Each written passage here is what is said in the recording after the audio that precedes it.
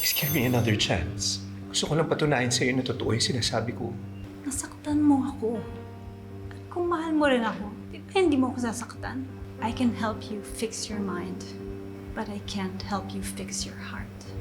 Hanggat hindi pa napapatunayan yung sinasabi ni Dax, huwag mo naman sana i-judge yung daddy mo. Bakit mo nga ba siya pinagtatanggol? Harry, gusto ko lang sanang maintindihan mo na kahit gaano pa kasama yung daddy mo, he's still your father. Sino nag-doorbell sa labas? Kahit anong mangyari, huwag kang lalabas. Walang pwedeng makakita sa'yo. So, pinagdududahan mo na tinatago ko si Dr. Benitez dito sa bahay ko. But Doc, you're close with him, right? Pero hindi ako ganun kaibigan na kukonsintihin ng mali. Sa kagustuhan kong matulungan si Doc Annalyn, napag-isipan ko kayo ng masama. Again, I'm sorry. Ano palang susunod nating plano? Gusto kong makita si Lynette. May balita ka ba sa kanya? I'm sorry. Wala kang kasalanan. Kung malalaman lang niya na ikaw nag-opera sa kanya, magiging sobrang proud siya sa'yo. Isang karangalan na maoperahan mo ang nanay mo. Kasi yun yung hindi ko nagawa kay Papa. Kaya wag na wag mo sisihin ang sarili mo. Dahil sa ginawa mo pa lang, bawing-bawi ka na sa nanay mo.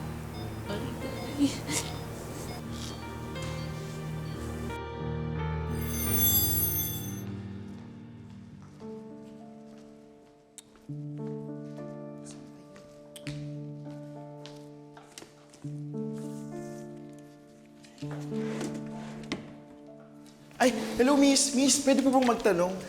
Saan po ba dito yung billing office? Magbabayad lang po ako para sa schedule na gagawing procedure sa kapatid ko.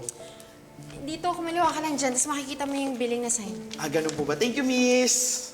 Doktora. Hala, doktora po kayo! Doktora Tanyag. Naku, baka matulungan niyo po ako sa isa ko pang itatanong. May gagawin po kasing colonoscopy sa kapatid ko. Nung ini-explain po sa kanila, wala ako. Kaya baka pwede niyo naman po sa akin explain, ano po ba yung gagawin sa colonoscopy? Stop. Stop right there. Nagmamadali ako, may hinahanap ako, okay? Tsaka pwede ba, I'm off duty. And it's not my responsibility na mag-entertain ng mga pasyente hindi ko naman hawak. Hindi ko na kasalanan kung wala ka doon na nag-explain yung doktor. Bakit hindi mo itanong doon sa resident doctor on duty? Taray mo naman po, Dok. Nagtatanong lang naman ako. Alam mo kung lahat ng doktor, katulad ng ugali mo, walang tatagal na pasyente. Lahat mamamatay dahil sa katarayan mo. Hindi ka mo kung nakakagamot. Mukha kang nakaka-high blood. Kapag sumasagot ka pa, alam mo, hindi lang yung mukha mo yung tsaka, pati yung bibig mo. Yun na yun. Well, okay lang naman kahit tsaka yung mukha ko. At least hindi tsaka yung ugali ko. Bakit? Madadaan mo ba sa ganda yung mga pasyente mo kung wala kang utak at wala kang puso? Isa pang beses, ha? Isa pang beses na insultuhin mo kung mapipilitan akong tumawag ng guard at palabasin ka dito. Go! Hindi ako natatakot sa'yo. Kala mo kung sino ka. Taray-taray mo. Zoe, ano na naman yan? Ano na naman yan? At sino na naman yung inaaway mo, Zoe, ha? Huwag kayong makailam dito. Bakit kami hindi makikialam? Di bago ka na naman binibiktima. Hala! Aling Susan! Nose-line mo ako? Oo naman po, siyempre naman.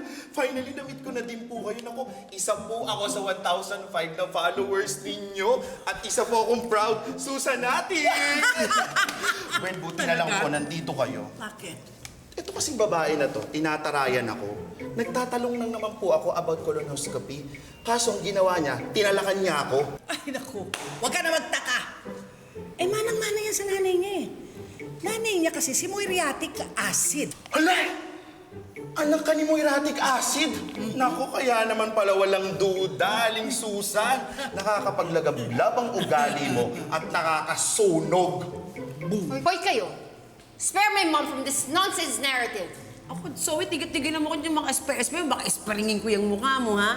At saka, bakit di mo nga pala kinakamusta si Annalyn, no? Siguro masaya ka sa nangyari kay Lynette. FYI, successful ang operation. Bakit? Kasi yung inaanak ko yung gumawa sa kanya. Magaling talaga yun, yung inaanak ko. Hindi kagaya nito, puro salita lang, wala naman niyang gawa. Isip kayo. Diyan na nga kayo. pasensya mo na lang. Talagang masama ugali mo eh. Keri boom lang po yun, Aling Susan. Saka wala na po sa akin yun. Saka hindi ko naman po binibigyan ng masyadong oras yung mga taong hindi naman po nagmamatter sa buhay ko. Iris-iris na po ang negativity ko simula nung nakita kita, Aling Susan! Yung inyo, from beast mode, shift to fun girly mode ako agad, Aling Susan! Diba, sikat? Siyempre po, panapan po. Baka gusto magpa-picture. Ay, oo naman po. Pwede po ba? Sikat yan eh. Matutuwa po, tsaka yung kapatid ko. Sikat yan eh. Halika dito, dali. Ito naman, ayusin mo naman.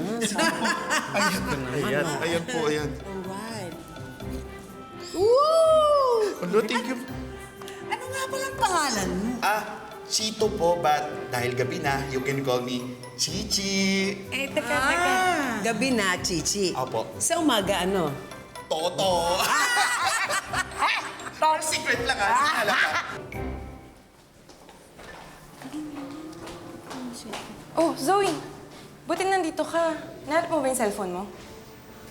Paano mo nalaman? Eh, kasi nasa amin. Oh my gosh. Buti na lang kayo nakakita. Actually, hindi kami ang nakakuha niyan. Si Ma'am Justine, inabot lang sa amin. Wait. Yung pakialamerang epal kong pinsan na si Justine? May iba ka pa bang kilalang Justine na nasa Apex? Tama naman. Sige, mauna na kami.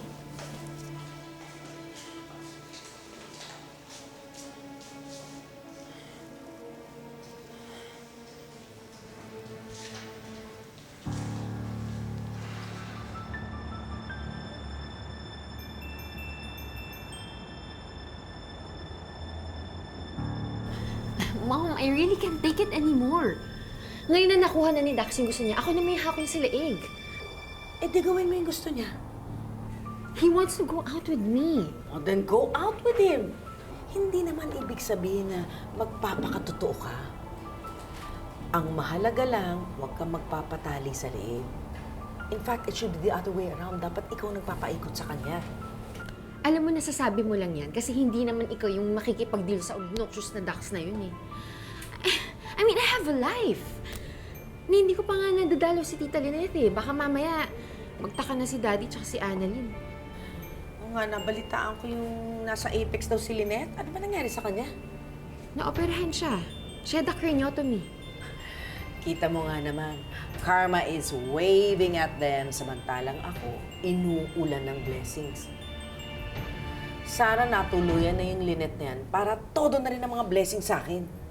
Well, I'm sorry to disappoint you, pero the operation was successful. Nalipat na siya sa ICU kagabi to monitor her progress.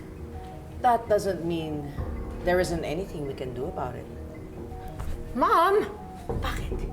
Hindi mo ba kayang gawin ng isang bagay para tuluyan nang mawala yung Lynette na yun? Isang injection lang ng potassium chloride. Wala na yung babaeng yun.